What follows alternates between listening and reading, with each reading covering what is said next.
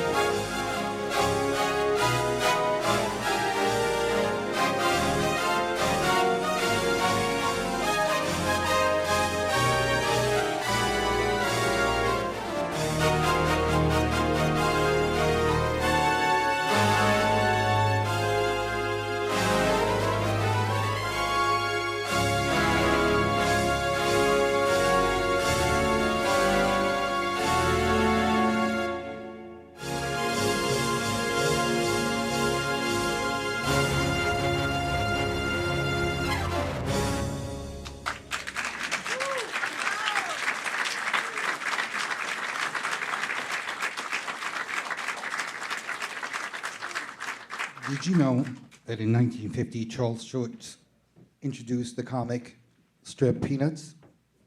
With his cast of memorable characters, Charlie Brown, Lucy, Linus, Snoopy, and of course, Schroeder, the Beethoven-loving pianist. Schulz enjoyed carefully copying authentic sheets of music in cartoons, and knowledgeable readers liked to identify the music.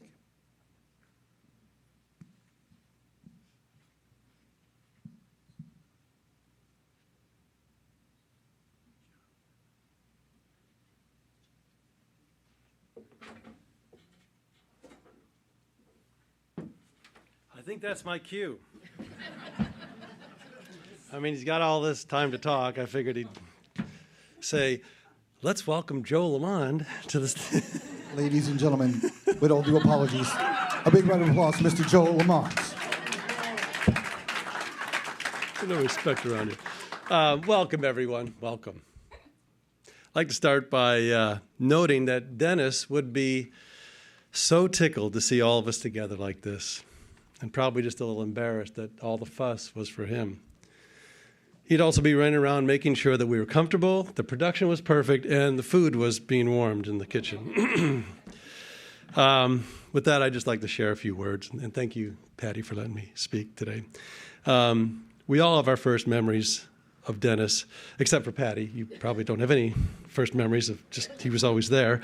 But one of my first memories of Dennis was at a Roland dealer event, and Dennis gave part of his presentation in fluent Japanese.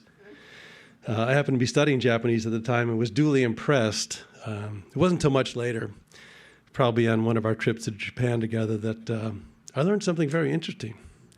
Turns out Dennis couldn't actually speak very much Japanese at all, and he had just memorized the entire speech. After I joined the NAMM team, one of my first memories was presenting at the Global Economic Summit, which was kind of a big deal. Fresh out of Skip's music, I think it was my third day at NAMM. You could say I was in way, way over my head. After my presentation, Dennis came up to me to share a few pointers on public speaking. He showed me how to grab the podium with both hands, to steady myself, and to make it look like I actually knew what I was doing. I wonder how many other young people Dennis officially or unofficially mentored just like that. I spent the next decade working closely with Dennis on the NAMM Board and the executive committee as he went through the officer positions, ultimately becoming the first manufacturer to chair the NAMM Board since its founding, which is amazing. He's on the wall out there. This was also a period when Roland, with this team, was just crushing it with great new products, a NAMM booth the size of Rhode Island, and Dennis and Mr. Kakahashi always together, a formidable pair, inseparable, and they literally, with their team, changed the world of music together. What struck me the most, though, was that in spite of all this success, Dennis remained centered, building an incredible team around him at Roland and letting everyone else take the credit for their many victories. I've gotten to work with many CEOs, and I can tell you, there are few, damn few like that. Not sure if any of you have noticed, but in our industry, egos are quite legendary, and made Dennis's humble leadership even more admired. But that was Dennis, right? The consummate professional, always in the right place, at the right time, prepared, and always doing the right thing.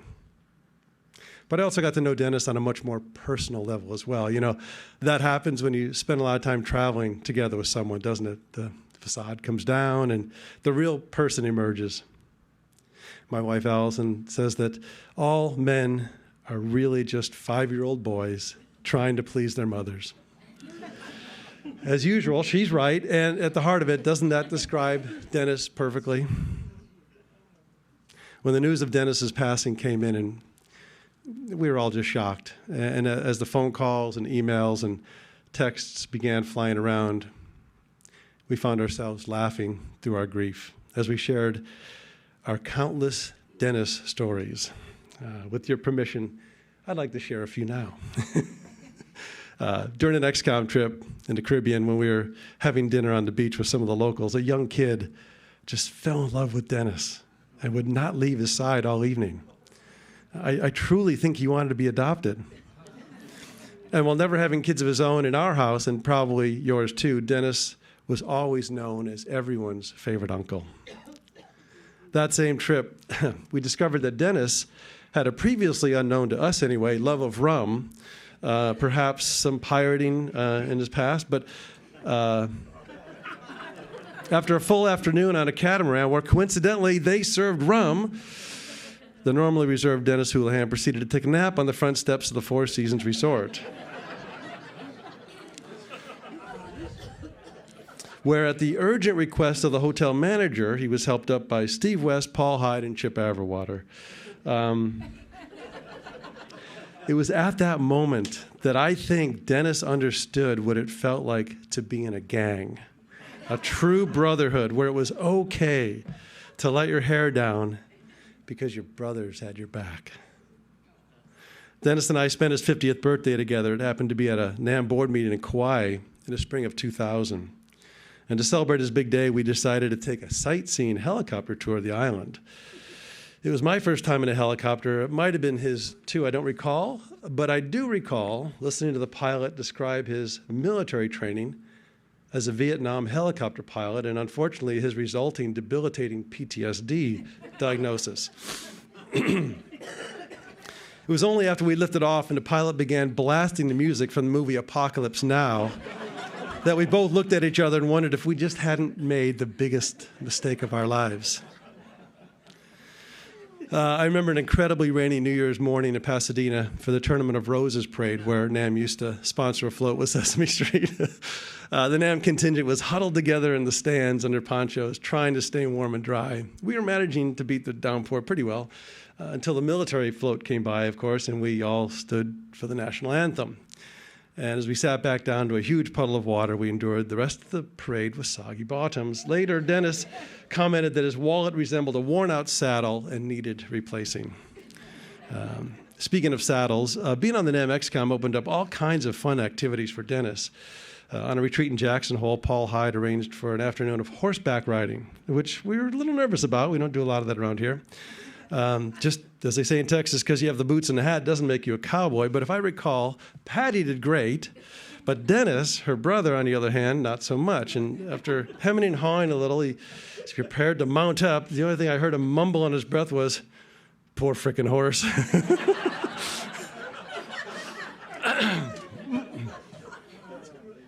Now, many of you have firsthand knowledge of Dennis's uncanny ability to fall asleep anywhere, anytime, even while driving. I don't have a story there. I just thought you'd share the terror with me for a second there. God. So I remember the annual Grammy Awards where Dennis was always equipped with snacks for everyone. Umbrellas in case of rain, binoculars to share, and a tote bag to carry the women's shoes after a night of dancing. And I remember the flags at his house when we visited. Flags with your name on them, the name of your store, the name of your favorite team. And then inside, the model cars going around with even more flags. And the note cards, right? Hope you've all saved them. Always remembering your holidays, birthdays, anniversaries. Even get wall cards if, for example, hypothetically, you just happen to be a dumbass and crash your motorcycle down in Baja. He was very, very, very kind. I'll close with this. The NAMM past presidents, or the PPs as we're known, have a weekly Zoom call.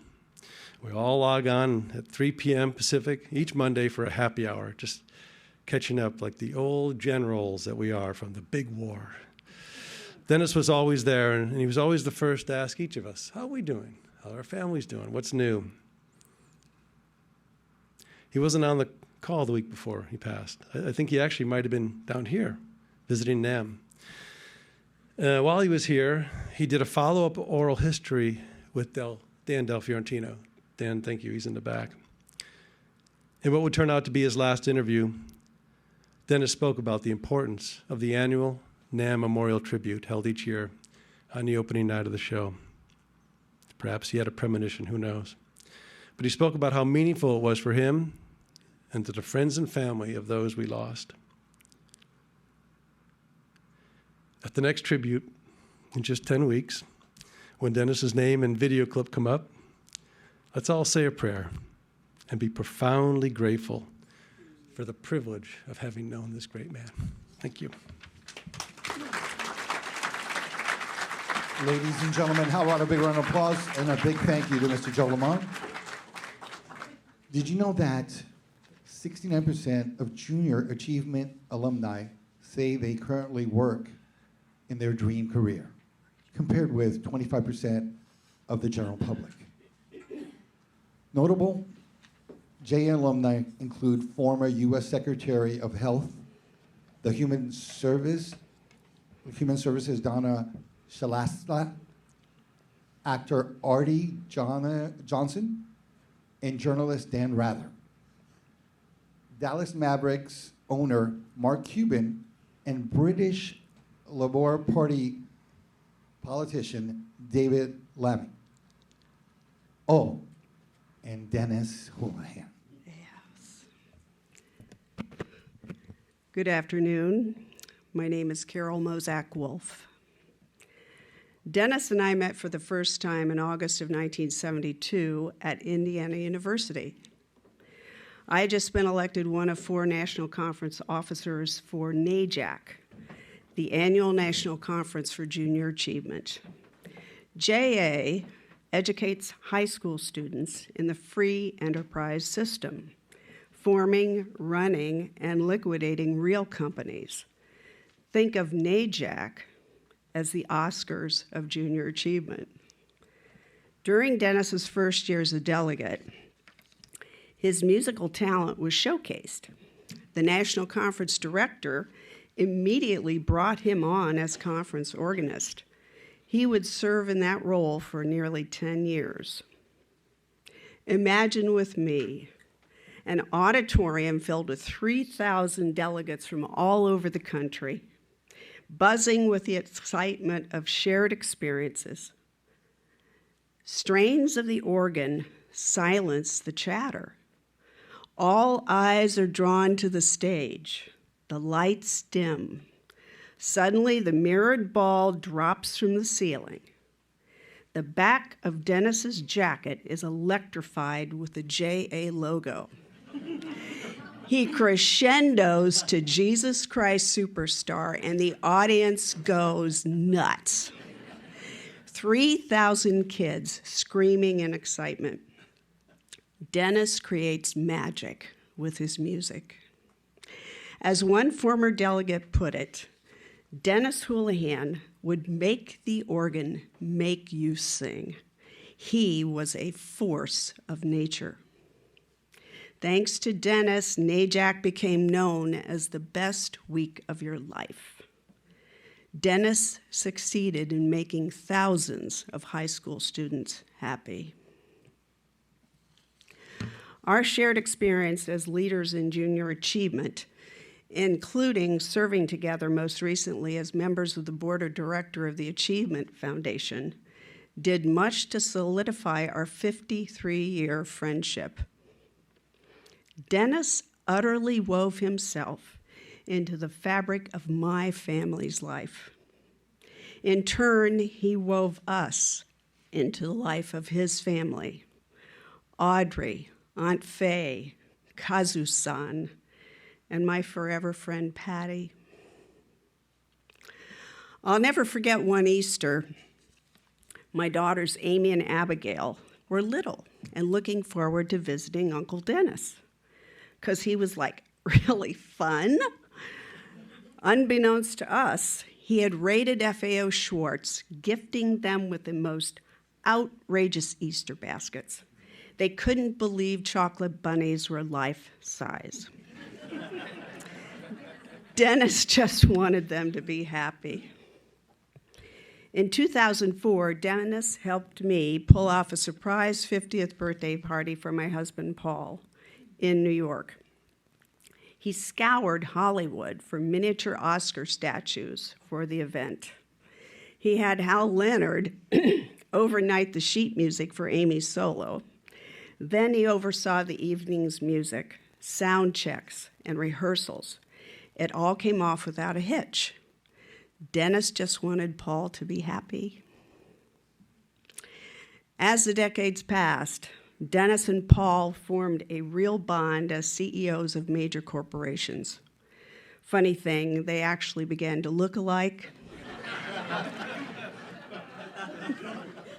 Brothers from another mother, as Dennis would say, so much so that at both our daughters' weddings, guests mistook Dennis for Paul and thanked him for his father of the bride speeches. When my Amy started seriously dating Adiel, we all gathered at Shutters on the beach in Santa Monica for the Meet Uncle Dennis dinner. It was only a matter of minutes after being seated that Dennis locked eyes with Adiel and said, "So, when are you going to ask her to marry you?" Dennis just wanted Amy to be happy. Fast forward to March 2020. COVID was about to shut down the country. Dennis was visiting us at our home in Tucson. What impressed us most with that visit was his burning desire to understand more about his faith in God and Jesus Christ. For the next 5 years, we would meet via Zoom for weekly Bible studies led by Paul and me. Folks from all over the United States participated. Dennis was an avid student. He loved the intellectual pursuit of the Bible truths. He was always prepared, and not surprisingly, his questions and comments were always spot on. His favorite version of the Bible was a Message by Eugene Peterson. He was intrigued by U2's Bono and his personal faith journey with Dr. Peterson. The Sunday before he left us, Dennis emailed us. He wanted to be sure we were home safely from a trip. He wanted to confirm the chapter in James that we would be studying that week. And he wanted to be sure he had the prayer requests to pray for. Dennis's passing has left an unfillable hole in our hearts. But I know that I know that I know he has joined the saints surrounding the Lord's throne. He is making that heavenly organ make them sing, and they are happy. Now I'm going to turn the tables on him. Dennis, are you happy? Yes, Carol, I am happy. Dennis, I want you to be happier. Are you happier? I am so much happier, Carol. But Dennis, I want you to be happiest. Carol, I am happiest now and forever.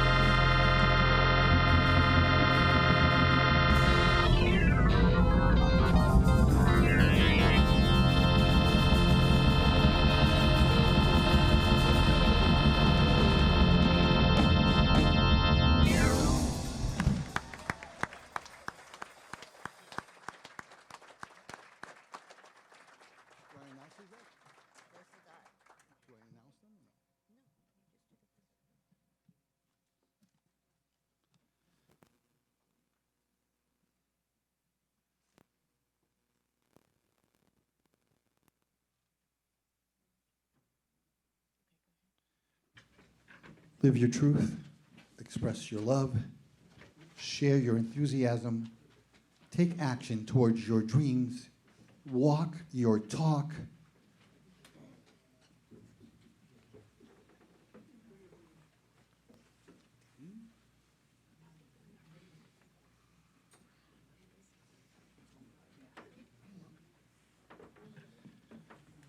Embrace your blessings.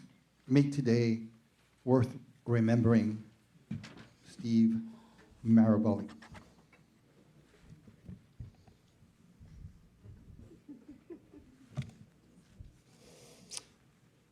Okay, thanks, guys. How do you follow that music? Wow.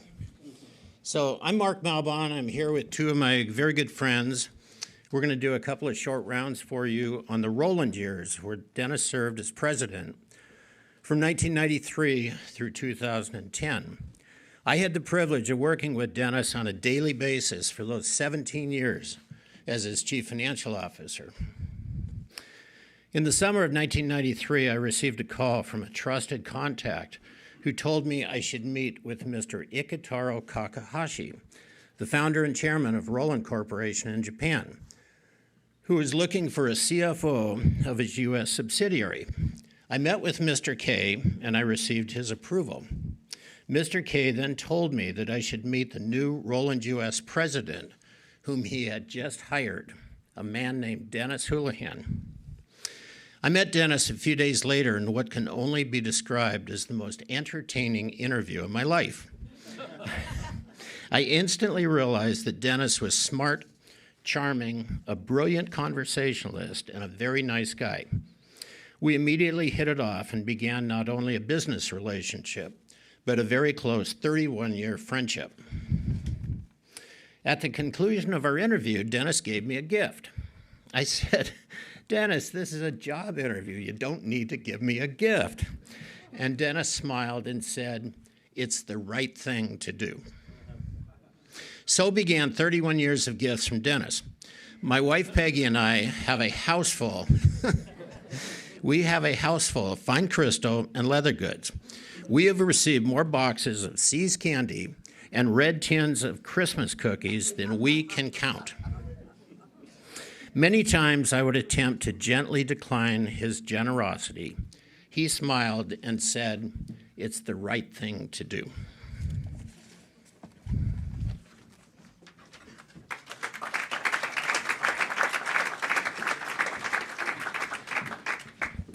Hi, I'm Jun Yamato, and I'm currently the Chief Legal Officer for Roland Americas. Dennis and Mark hired me. I worked with Dennis for 16 years, and I've known Dennis for 30 years. Dennis was an outstanding CEO, and I loved working with him. One of the signs of a great leader is to have a good understanding of your company, and Dennis always wanted to learn about the company and its employees. Early on, Dennis told me, I ask a lot of questions. His questions are always very thoughtful, deliberate, and purposeful. As you can imagine, Dennis was also really good with the Roland employees, who all adored him. Dennis was such a dynamic speaker at company meetings and events. He was inspirational and motivational and motivated to get the best out of his employees. I remember my first company meeting with Dennis, and he just completely blew me away with his leadership and his passion. It was like almost like a religious experience for me. I thought, this guy's so good. I truly wanted to run through a brick wall for this guy, and my fellow employees all felt the same way. In addition to his passionate leadership, Dennis also had a compassionate personal side. Just a few months after I started at Roland, I got engaged to my wife, Carrie, and Carrie had seen Dennis speak probably at a NAMM event, and she witnessed Dennis in his element. And she also heard me gloat about Dennis personally, and she said, about his warm personality, Carrie asked me to get Dennis to be the MC at our wedding. And I'm like, I can't ask my boss to be the MC at our wedding. But of course, I did, and of course, Dennis obliged. And in typical Dennis fashion, he was magnificent. Like our company meetings, he put so much effort into making our wedding day memorable. And our guests actually thought that we hired Dennis to be our MC. They still say this. They still gloat about this today, 29 years later. I just replied, he's my CEO. So this incident allowed me to see a different side of Dennis outside of the office. I saw how much Dennis cared for me and my well-being. And after that, in addition to my respected colleague, Dennis became my very close friend. And I've also seen Dennis treat other employees in the same way. Dennis really has a way of making people feel special and important. I'm sure most of you have seen this, which is one reason why we love Dennis so much.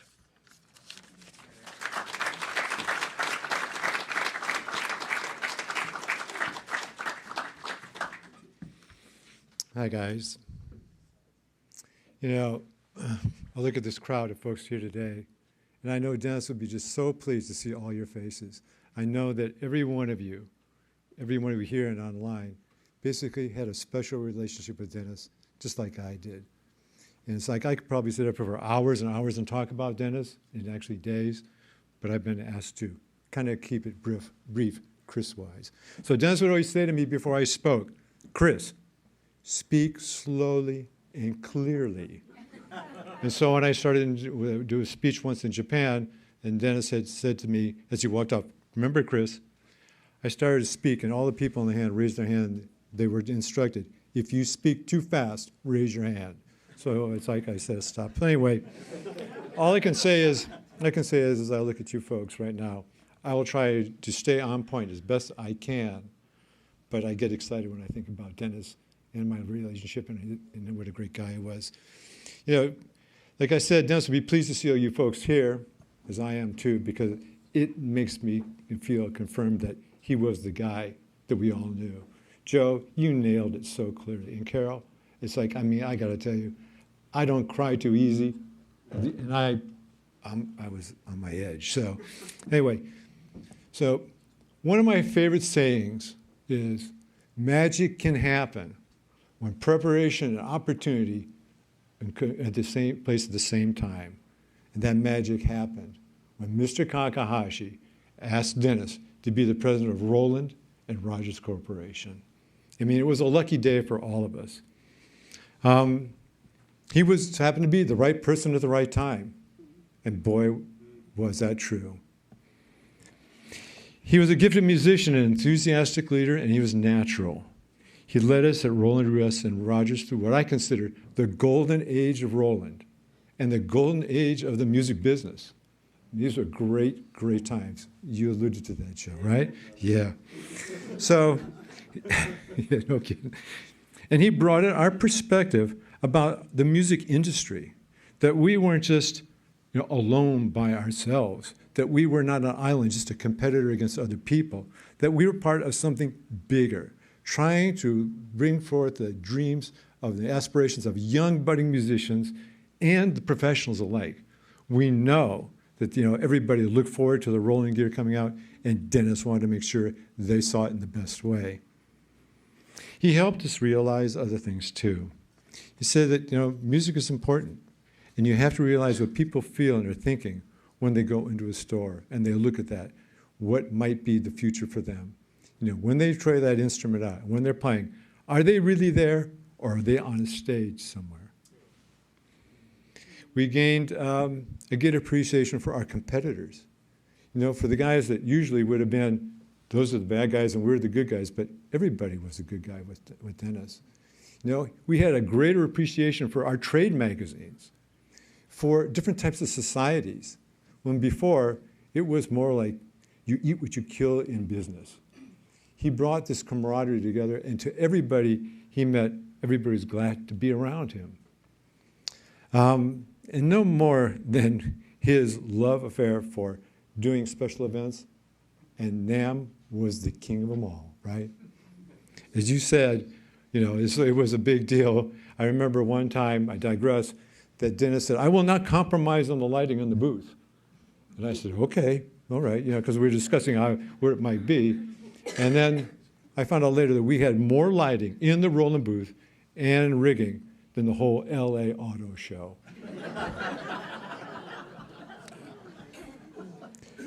To say he was a gifted public speaker is putting it mildly.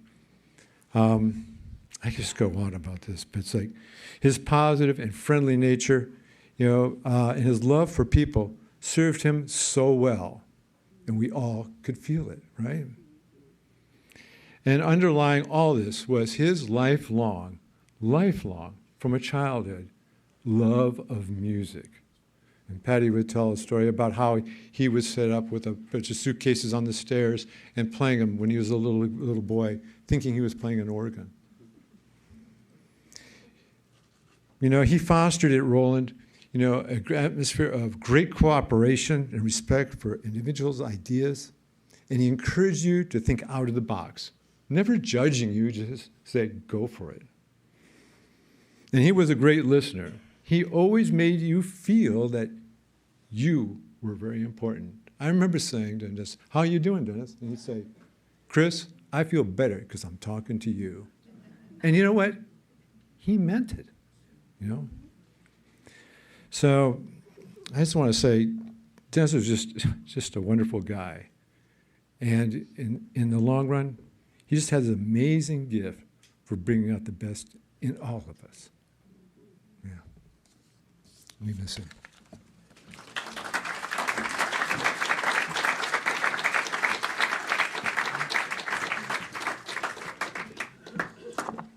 Okay, I'm back for another short round here.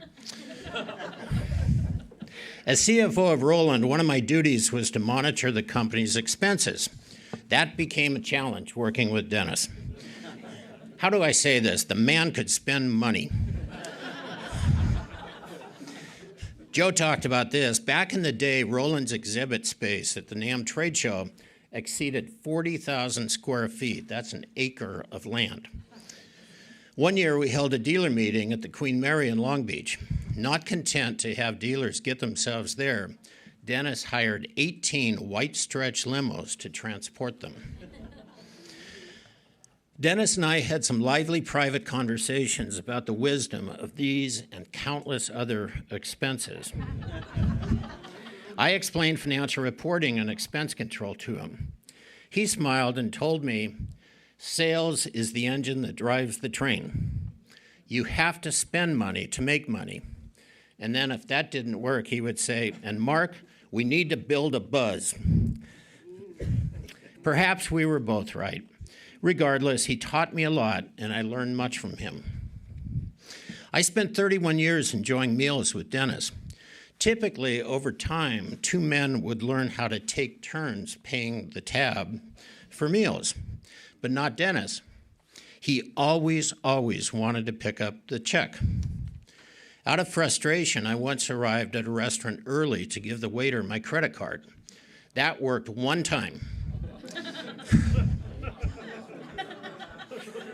The next time, Dennis, of course, arrived even earlier to give the waiter his credit card. Our meals together in the last few years were often much simpler. I would pick up 2 blueberry muffins from Hoff's Hut and take them to Dennis's home. He would make me a cup of coffee, get himself a Diet Coke, and we would have a simple breakfast together on his back patio. That gave us the opportunity to solve the world's problems, reminisce about the old days, and keep updated about the new chapters of our lives. Dennis touched so many lives, including mine, and I was honored to work with him and to know him. I miss you, my dear friend.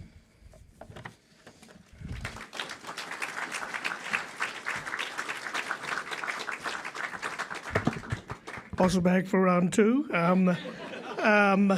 Carol, you said that Dennis had a way of weaving himself into the fabric of your family. Something like you said it a lot better than I did, very eloquently. But that's definitely applied to us. So I told about the MC, our wedding story. Dennis also developed a special relationship with my daughter. Her Her name is Taryn. Taryn loves music, and he took a special interest in her. He always tried to help her. When she was growing up, Taryn loved to perform in plays and musicals, and in high school, she finally landed the lead role in the play Cinderella, and Dennis immediately got tickets to watch the show. But those were the COVID days when things were just starting to reopen, and a couple days after opening night, a couple days before opening night, a crew member got COVID and the whole show was canceled, and Taryn was completely devastated. Dennis felt so bad, and he asked me if there was anything that he could do for her. He's like, can I send her a gift or flowers? And I said, it would be nice if he could send her a note of encouragement, because I said that would mean a lot to her coming from somebody like Dennis, who was a fellow musician and former entertainer, and he could have a better understanding of where she was coming from. So in true Dennis form, Dennis's short note turned into a 10-page letter of encouragement. Who does that? Right? Dennis, right? Of course it's Dennis. Taryn was so touched by Dennis's kind and compassionate words, as Dennis was able to reach her in a way that my wife and I could not. And I was so appreciative of Dennis's efforts to cheer her up and make her feel better, and it worked. And by the way, Taryn just started college at USC, where she's getting a degree in musical theater. To this day, Taryn has kept Dennis's letter. She recently confided in me that she still reads the letter from time to time to cheer her up when she's feeling down or when she needs a boost of encouragement. I told this to Dennis shortly before he passed, and he was really moved by that. Even though he's gone, Dennis continues to motivate my daughter to hang in there when times are tough. Dennis has left a lasting impression on so many people. I feel so lucky that Dennis was a big part of my life. I never thought that a working relationship could blossom into such a meaningful personal friendship. Dennis, you are simply the best.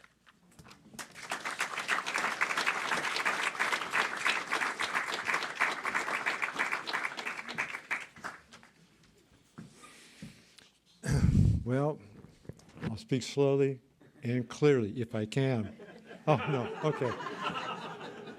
You learn fast. As Mark mentioned, his job was to try to moderate Dennis's spending, and that was a difficult thing at times. I think we all know enough, we kind of reminisce a little bit, that Dennis liked to have what I call memorable, exciting, and over-the-top events.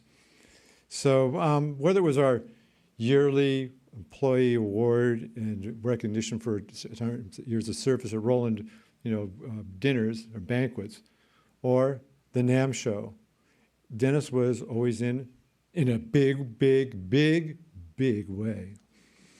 So many of these centered around, most of the NAMM show events, and most of the folks who have attended, the theater meetings or organ power know exactly what I mean. And the NAMM booth, of course, was like the must place to go. Every NAMM show, you could see the Roland bags. Everybody had a Roland bag. That's the first place you went to. Fill it up with your stuff. Our advertising was everywhere. Then you went back to the Roland booth to hang out, to be seen, and hang out some more. So it was awesome time. But with Dennis, everything was extremely well rehearsed, planned out, and worked like clockwork. Except sometimes it didn't. I remember the first company meeting that Dennis was going to hold for us. It happened to be on January 17th, 1994. That's the morning of the Northridge earthquake. And so as we gathered to have a meeting that Dennis was going to host for us, the night before, all the sales reps happened to be in the hotel, which the power and electricity went out.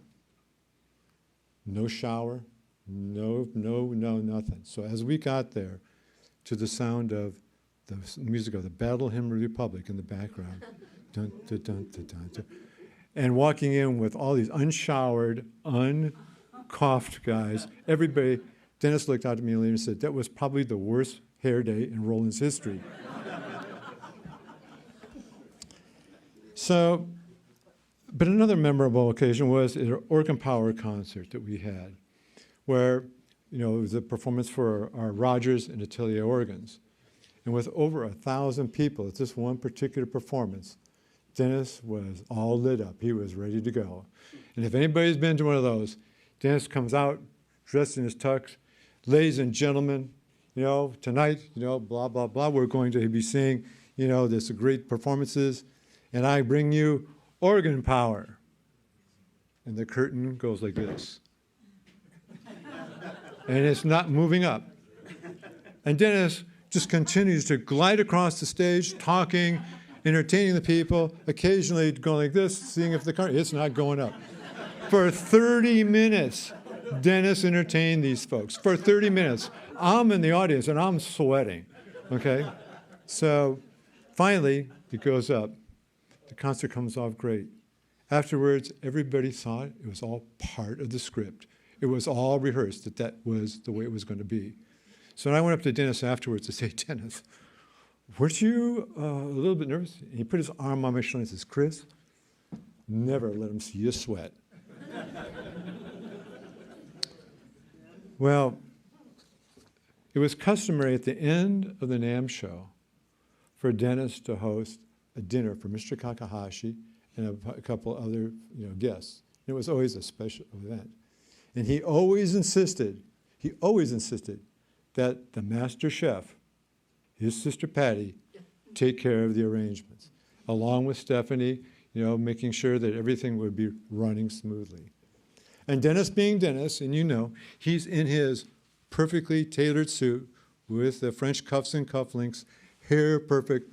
He's walking around checking, okay, everything here, the name tags, the seating's right, okay, the silverware's fine, okay, the food's ready. He walks out in his backyard, he looks out at his pool with the Roland logo moving at the bottom of the pool.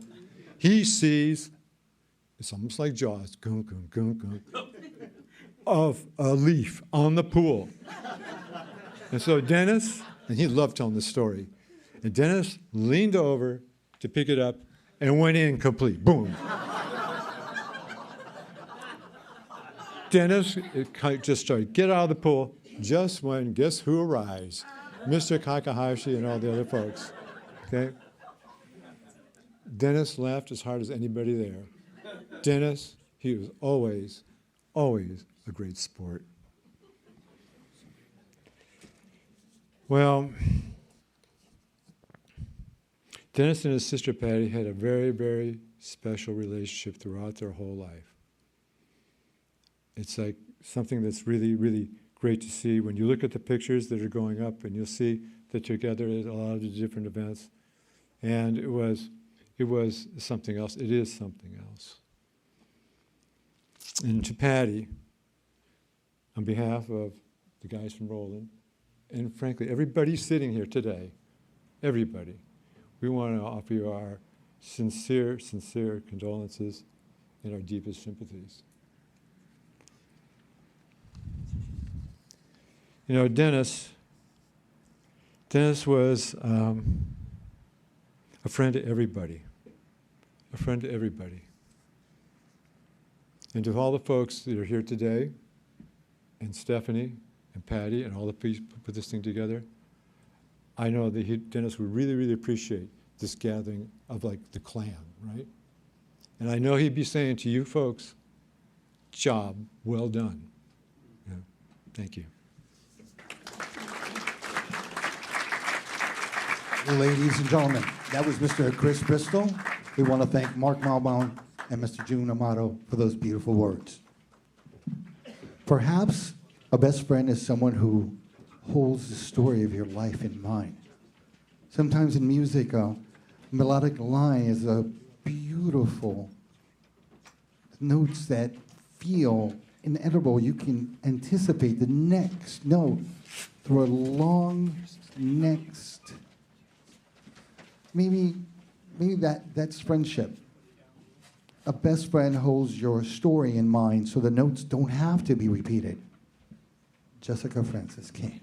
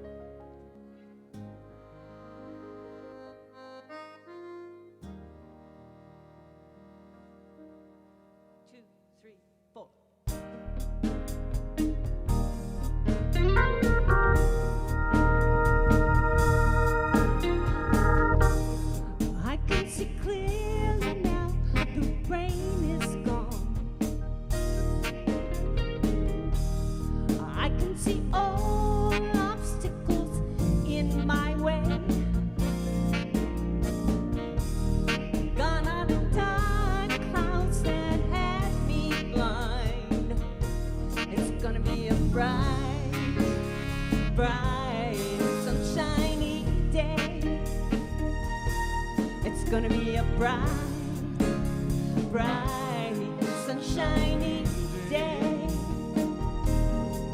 I think I can make it now. The rain is gone. All of the dark feelings have disappeared.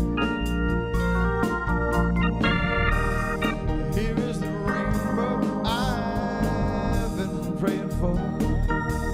It's gonna be a Bright, bright, sunshiny day. It's gonna be a bright, bright, sunshiny day. Look all around, there's nothing but blue skies. Look straight ahead, there's nothing but blue skies.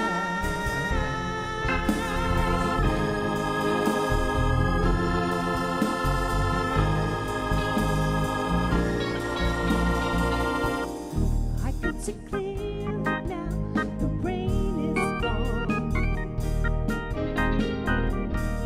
I can see all obstacles in my way.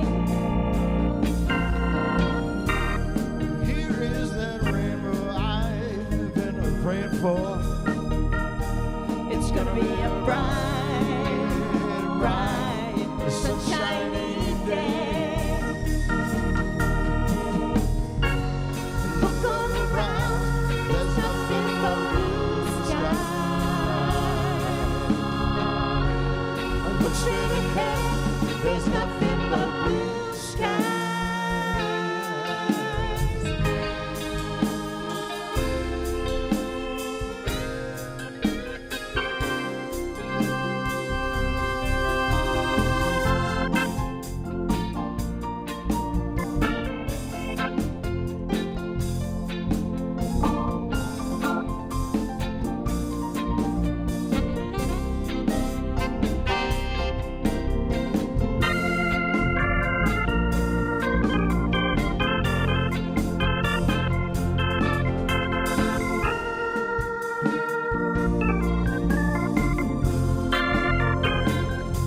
It's gonna be a bright, bright, sunshiny day.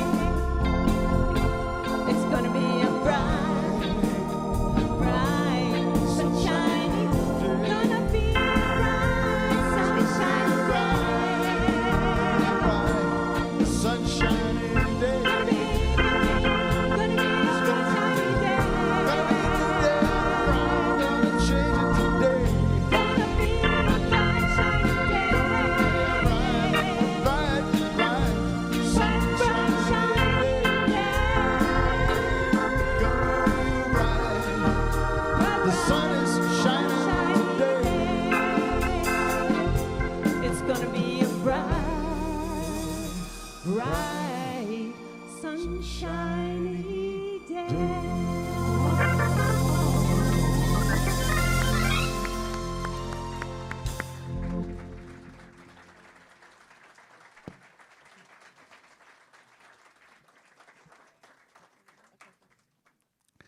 Did you know that All About Eve holds the record for the most Academy Award nominations? 14 in all, sharing the record with La La Land and Titanic. It won for the Best Picture of 1950. Betty Davis, the iconic line from that film, was voted as the 9th most famous movie quote by the American Film Institute. So, fasten your seatbelts. It's going to be a bumpy night. Bumpy night. Hi, good afternoon. How wonderful was that? Lifting up the spirits. Peggy, thank you. That was in the group. That was wonderful. Thank you. My name is Larry Morton. I'm chairman of Houlihan Corporation, and I also served as past chair of the NAMM Board. So I had a lot of connections to our brother, Dennis. Patty, I just have to say thank you for bringing us together. Thank you for letting me be here. And Dennis has many, many friends at Houlihan, and they all send you love and support. You know, so many great things were said today, and I don't know how I'm going to add to them, but I'm going to give it a shot. My own journey with that lovely man started 40 years ago.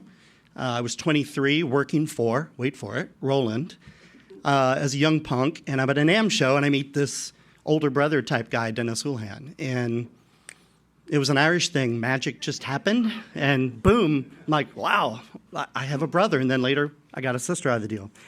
But it's been a blessing because Dennis, like so many of you, my journey with Dennis was paralleled in a lot of different ways. We had our, as Joe mentioned, he was the first commercial chair of the NAMM Board. I was number 2. So I feel like a lot of my career was following my big brother, albeit a poor imitation of that man. We also had another thing in common, which is we were tutored in under these icons, these titans of the industry. Dennis under Mr. Kakahashi, me under Keith Mardak. So Dennis and I had a lot of connection about that. How do you work under these iconic figures and still find your own voice and your own identity? And how do you carve your way? And, he just was such an inspiration and truly a big brother, and I loved him dearly. So much has been said. So I was trying to reduce it down, so I'm cutting out a few comments, Patty, just for you. But I'm going to just do this one part because I think it's important. I, being a rather analytical fellow, I wrote down 8 words that I feel capture our buddy, Dennis. So let me find out if these resonate, and I think they will. So the first 4 are like this. Focused. You ever meet anyone more focused than Dennis? I mean, lasered, on point, never wavered, right? Focus. Smart. It has been said. Laser smart. Just so quick and so fast and just really a brilliant mind. So smart for sure. Driven. Want to talk about those 3 a.m. emails for work? Want to talk about, I flew back from Tokyo, but I'll still be there for your daughter's high school graduation party, which she did for me. This guy was just driven, like never wavered. Amazing. And I think intentional. Dennis had a plan. He always worked a plan. There was nothing vague, nothing wayward. He was always step by step. But that's not the whole story of Dennis, is it? Because the other 4 words are about the man. Thoughtful, it's been said, right?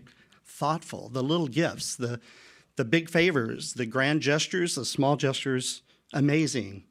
Kind. This big bear of a guy was such a teddy bear, so sweet and gentle, just so kind. I heard several other people say modest. Oh my gosh, I was with Dennis for 40 years. I never heard him brag. Not one time. I brag every day. I sometimes look in the mirror and I brag all by myself because I'm trying to impress myself. Like Dennis never, ever bragged. He was just so many accomplishments and so modest. And I just, unfortunately, couldn't emulate him, but I love that about him. I appreciate it. And I'm going to talk about this in just a second, but funny. My gosh, funny. Good old Irish wit, always ready to smile, look for the lighter side.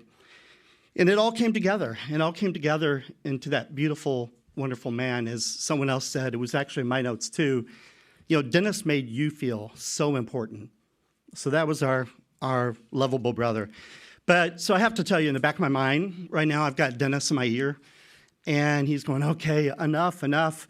No marble statues. I don't want to be the hero. So I'm going to go into another part of Dennis because, as I've mentioned a couple times already, we really had a fun relationship about our shared Irish heritage because we both have certain tendencies, and meaning that Dennis could be funny and spunky, could spin a tale, never shied away from a good scrappy fight. It was entertainment. And I love that about him. And no one ever confused Dennis's kindness with weakness, ever, never. I worked with him, and I saw him go head-to-head, nose-to-nose, difficult situations, and I've been on both sides of it. I've been with him in a negotiation and against him. I'd rather be with him. He's a tough dude, and he would not back down. Really amazing.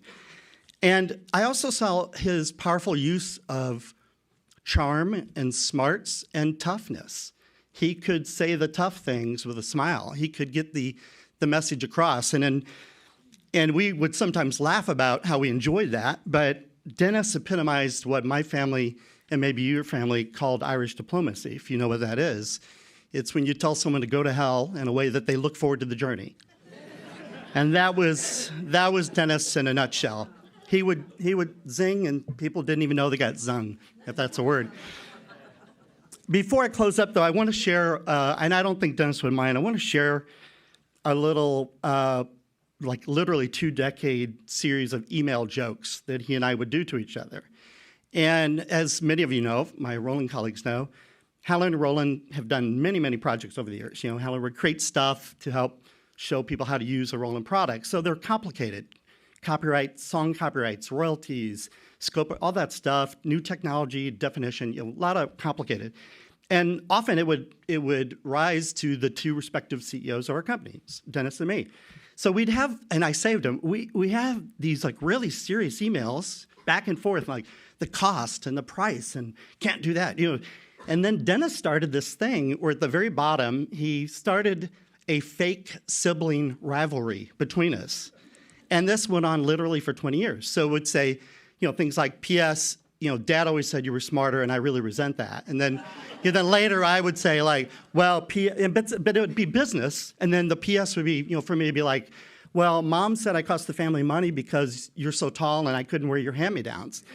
So this kept going. And then it got even, like, really kind of specific. And so I thought it'd be fun. I have to quote two that I think were in our all-time favorites. And this one was really interesting because we had a heavy negotiation. But at the bottom of this business email, the PS says, and I quote from Dennis, quote, I still won't eat bananas because of that time you soaked one in vinegar. And the next email, I responded, business, PS, quote, I blame you for my fear of kitchen appliances. And this stuff just would go on and on. So lest we think, you know, Dennis was just always about the business and all that, you know, I loved that playfulness about him, that he was this whole one-of-a-kind package. And before I close, I will say one more thing that so many people talked about how Dennis showed up. He showed up in your lives, right? Every one of us. And I've been born under a lucky star, I guess. I had this charmed life. Everything goes my way. 2.5 years ago, things did not go well. I, in a 14-month period, lost a marriage. My brother died, my sister died, and I had to get a $300 million company transaction done. I was hanging by a thread. I was not good. And some folks I counted on were AWOL. But who called me every week? Literally every week? Dennis. Who sent me the cards? Who checked in? Dennis. And that's the kind of man he is. He will always be that to us. I know it's been said here, but I think it's great that we're here at NAMM, you know, because Dennis poured so much of himself into NAMM. So I was thinking about, like we all do, what does heaven look like? And what does that life, you know, afterlife look like? And I think for Dennis, I think it's the Thursday night reception, the chair reception at the NAMM show. I think that's heaven for Dennis. And he's working the room, and he's touching base with every single person. He's making sure we're all warm and welcome. Everything's going right. And honestly, that sounds like an afterlife party I'd like to attend, but only if Dennis is there to welcome me. Thank you.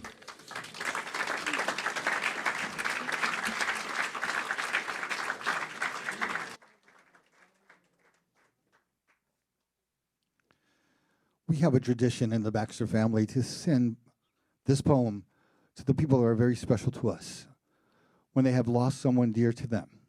So I'm sending it to you. I hope it brings some peace and gives some comfort to you. With much love, Skunk Baxter. He's not dead. I will not say that he's dead. He's just away. With a cherry smile and a wave of hand, he has wandered into an unknown land and left us dreaming how very fair it needs to be, since he lingers there. And you, oh, you, who are the wildest yeam from the old-time steppe, as dear in love of there as their love go here. Think of him still as the same. I say, he's not dead. He's just away.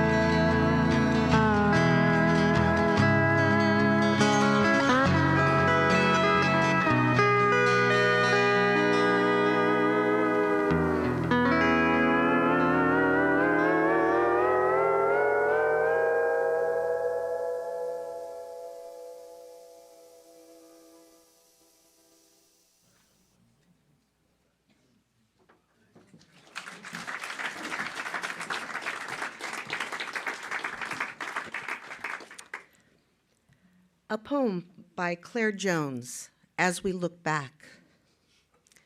As we look back over time, we find ourselves wondering, did we remember to thank you enough for all that you've done for us, for all the times you were by our side, to help us and to support us, and to celebrate our successes, to understand our problems and accept our defeats, or for teaching us by example the value of hard work, good judgment, courage, and integrity. We wonder if we ever thanked you for the sacrifices you made to let us have the very best. And for the simple things like laughter, smiles, and the good times we shared. Our dearest Dennis, if we have forgotten to show our gratitude enough for all the things you've done for each and every one of us, now, today, we are thanking you. And we're hoping you knew all along how so very much you meant to us. We will miss you, dear. Our beautiful friend, Dennis.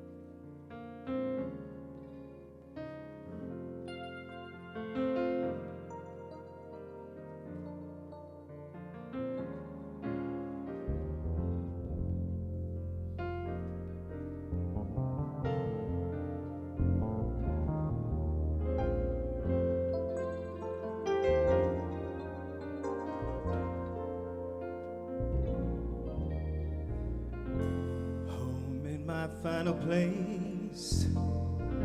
I believe I missed each and every face. Come on and play my music.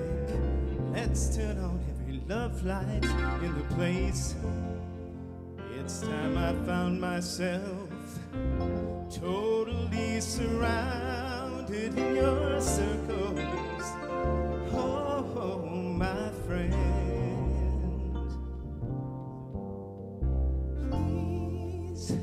Celebrate me home. Give me a number, please. Celebrate me home. Play me one more song that I'll always remember. I can recall whenever I find myself too all alone. I can sing.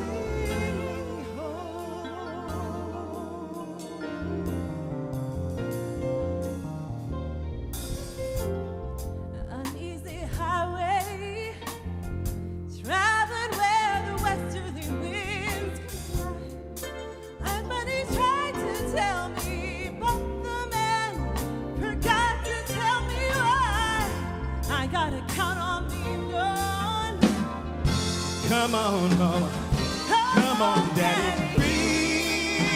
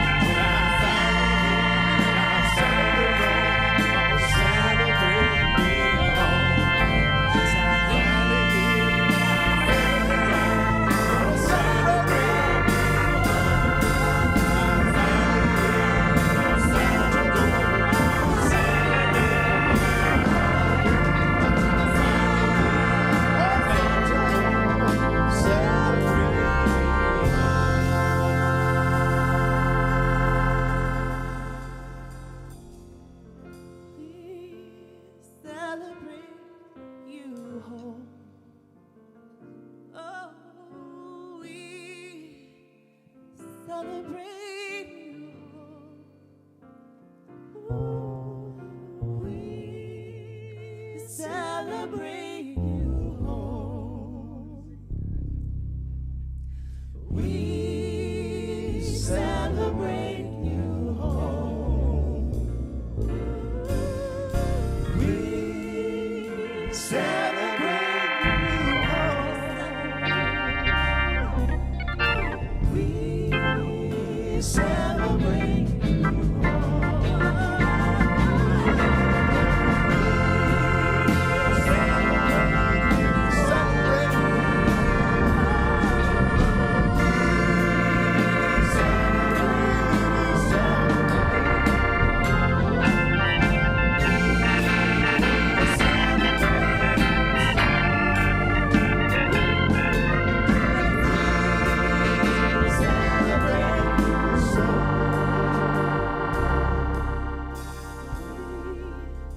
celebrate you home.